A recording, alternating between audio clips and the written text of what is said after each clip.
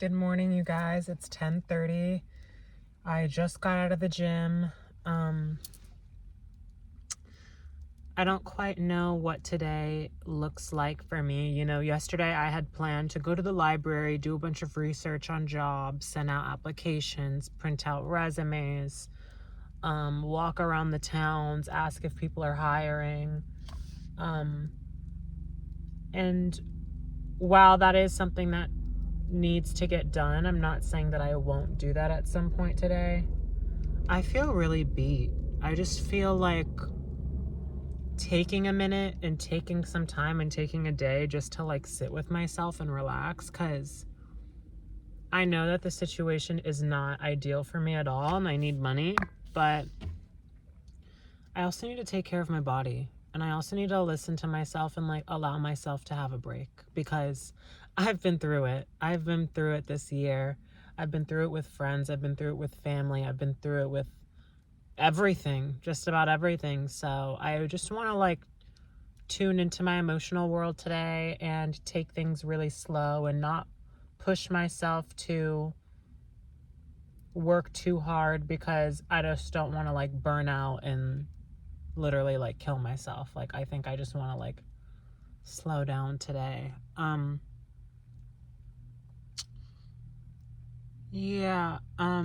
Update, it was the same thing. Like, I was cold in the middle of the night. I got more sleep today, but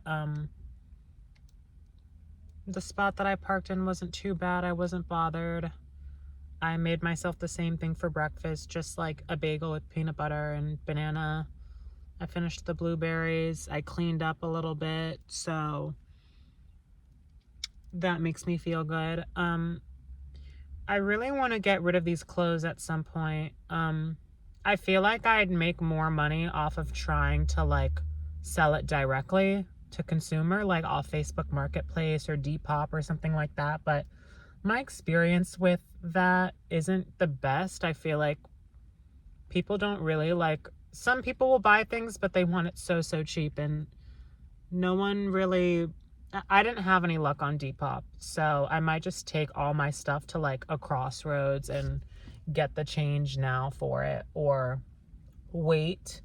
I don't need the immediate space for it, but it would make me feel better having the immediate space, because I think after being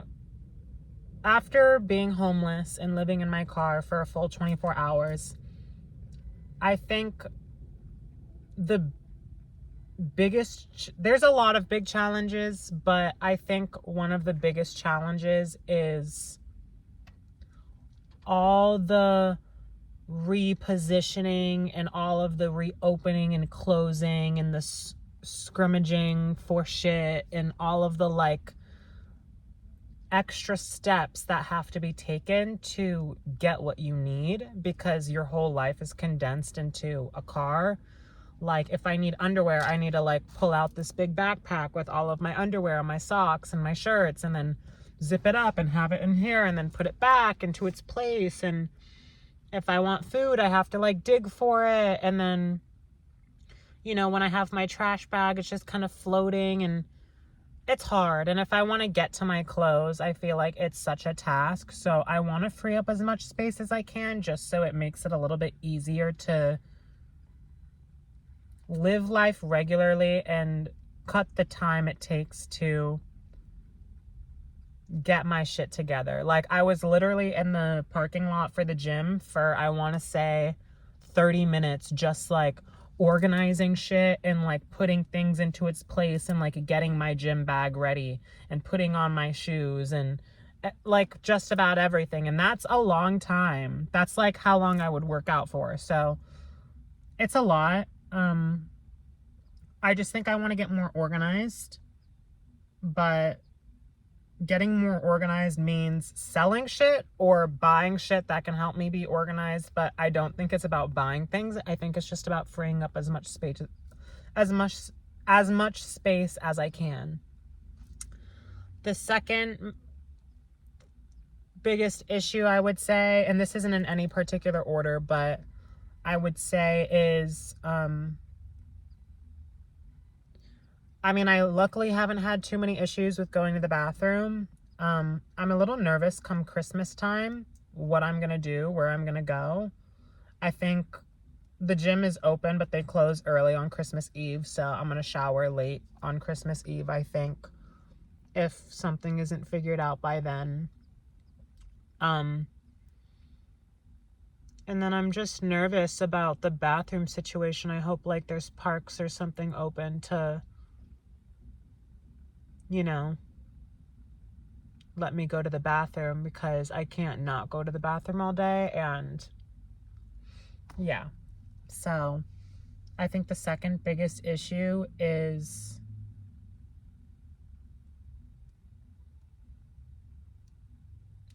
just sleeping to where it's comfortable. You know, the first night I was so cold. So I tried cracking the windows less last night, and it was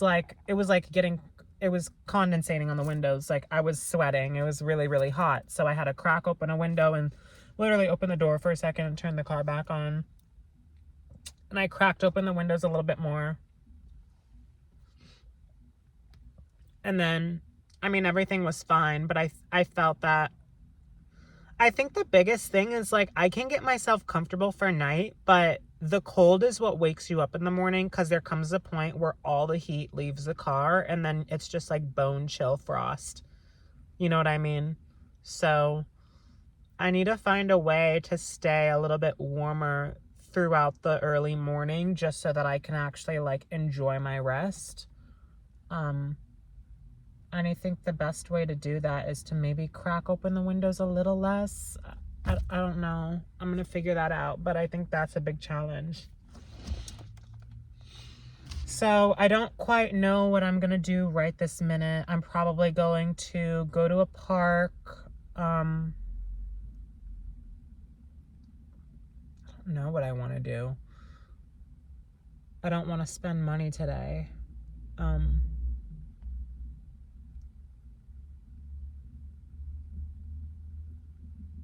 I'll probably go to a park or go to the library and just smoke some weed and then chill out for a few hours and relax. Maybe I'll do some things on my computer. Maybe I won't. I have the whole day available. This is normally just about the time where I'm getting up in the morning. And it feels different, because I feel like my day is just beginning now, and I'm already out. I'm outside, I'm showered, I'm ready to go. So I feel like I have so much more time in the day. Like, yesterday felt so long, and, you know, I'm trying to take it one day at a time. I had a really weird dream. It was pretty much like what's a reflection of my real life currently. Like, I had this dream where I was like rushing all my shit to like escape, like literally move out of my dad's place, and he was trying so hard to keep me inside and really didn't want me to leave. And I kind of had a plan and do all of this behind his back, but I had a team of like friends to help me like pack up all my shit into my car. I had like Addison Rae was on the team, Chemo from Big Brother. Is it Big Brother? Yeah, Chemo from Big Brother was on the team. Just like random people. Like, there was a lot of random people on the team, but it made me feel really supported that I actually had friends and family that were like helping me get out of a really toxic situation. But yeah, it was weird, because the dream was literally like my real life to date. And now my dad's texting me like, I miss you, come back home. You're always welcome back home if you want an extended stay, or if you're tired of car life. I miss you. How's your day today? Smiley face. Yet when I was leaving, I was like, love you, I hope we can talk, because I didn't get to hug him goodbye. I was like, love you, I hope we talk soon, whatever. He was like, oh, I didn't hear you. I was in the bathroom. Be safe. But like not an I love you back. And it's reminding me of my mom when I had to leave my mom's house in Florida after she literally abused me. She would send me like all these texts, and if I didn't respond, she just kind of like went off the deep end. And she tried pretending like everything was okay when it's not. It's like when you hurt someone, give them their space. Stop pretending like, I know you don't want to handle this guilt. And so the best way for you to do that is to just like pretend that nothing's wrong and keep talking to me, but you talking to me is hurting me. So I need you to fuck off. And yeah, I just think it's weird how just a few weeks ago, not even just a few weeks ago, for a lot in my life, but most importantly, just a few weeks ago, you were like harassing me, showing me no love, and saying, December 15th, get the fuck out. Now it was December 15th, I got the fuck out. And now a whole day passes and it's like, oh, I miss you. Oh, well, I'm tired of these people playing games. You don't have control over me. You don't have power over me. This isn't your life. This is my life. And I need to do what's best for me. Respect me because you love me. And if you don't, then we don't need to have a relationship. That's obviously unfortunate because I want to have a relationship with my parents. They're my parents no matter what at the end of the day. But I won't be disrespected. And I'm not going to be invalidated. And I'm not going to be harassed. And I'm not going to be in any sort of relationship, no matter who it is, that isn't reciprocating the same sort of love back to me. That makes a joke at everything that makes me happy. That insults everything that I like to do. That always has an opinion or a comment. Even if it's a joke, it can become a lot. And, you know, a child can feel really shameful of things that they're doing if all the people in your life around you just make a joke and poke fun at it and don't show love. Like, if there was equal amount of love and support and like banter, joking, fucking around, it doesn't matter. I would know I'm supported. But it's different when it's just all banter, joke, you're shit, and then it's just like nothing. So I'm done explaining myself to people. Not to you guys, obviously. I'll give you a way more in-depth story later. But as far as people in my immediate circle, people that are close to me, I'm not explaining shit more than once. You know who I am. You know that my energy is very vital to you. You know that it's very important. And if you do really love me and care about me and my well-being, just respect what it is that I'm asking for. Because if I need space for whatever reason, I need space.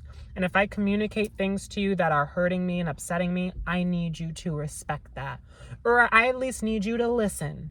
Even if you don't change as a person, I need you to hear what I'm saying and actually digest it. If it goes in one ear, out the other, I feel like I wasted all my energy. I'm not doing it anymore. I'm calling it all back to me. I'm going to heal my heart. I'm going to keep moving forward. I feel like literally since I've left the house, I've grown even more. Like I kind of quantum leaped again. I mean, I've been growing throughout my whole life and the last year and all that, but something just feels different when I'm in public. Like I really just don't care. You know what I mean? Like I don't feel any judgment just because at this point I have nothing to lose. I literally have nothing to lose. It's like when you're in a situation like this, I think it allows you to not even have the mental capacity to focus on what someone's thinking or if they're judging you or any of that bullshit, because you're so focused on like yourself and what you need to be doing right now for you. Being in my own energy, being in this car, being homeless, it's not glamorous, it's not preferable, and I don't want this to be my situation. I definitely want my own place when I can get that, and I want a job, and you know, I want stability and abundance and peace. But this definitely helps me, like this definitely has helped me grow. I can tell you that. And if anyone feels like they need to connect better or deeper within themselves, I'm not saying to just go and try it, but don't be afraid to try it. If you feel called to do it, do it. Know that it can always be temporary. There's always another option, you know? You're not going to die. You're always going to be okay. You know what I mean? So this is day 2. I'll keep you guys updated on what the rest of the day looks like. I can't quite tell you what that looks like now because I kind of just want to flow and figure it out and just do my thing. But I'll keep you guys updated and I'll check back in with you guys. Love you.